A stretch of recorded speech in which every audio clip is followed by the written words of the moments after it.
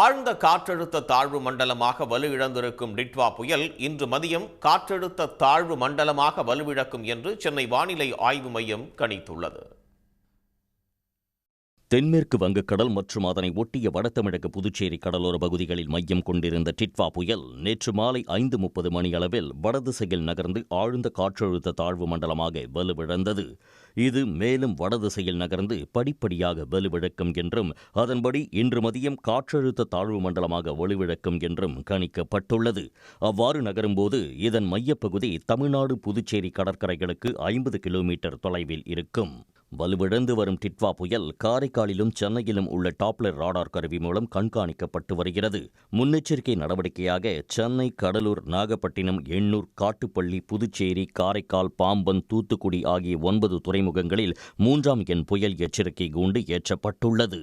கனமழை முன்னெச்சரிக்கை நடவடிக்கையாக இன்று புதுச்சேரி, காரைக்கால், மாஹே மற்றும் ஏனாம் ஆகிய 4 பிராந்தியங்களில் உள்ள அனைத்து அரசு மற்றும் அரசு உதவி பெறும் பள்ளிகள், தனியார் பள்ளிகளுக்கு மட்டும் விடுமுறை விடப்பட்டுள்ளது.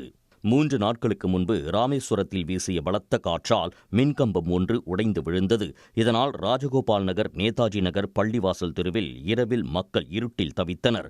மின்கம்பம் சரி செய்யப்படாததால் தனுஷ்கோடி ராமேஸ்வரம் நெடுஞ்சாலையில் அமர்ந்து அவர்கள் போராட்டத்தில் ஈடுபட்டனர்.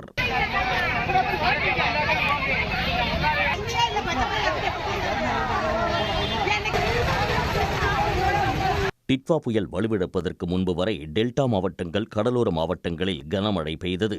புயல் தற்போது வலுவிழந்து விட்ட நிலையில் மழை குறையலாம் என்றும் தேங்கியுள்ள மழை வெள்ளம் படிப்படியாக வடியும் என்றும் எதிர்பார்க்கப்படுகிறது.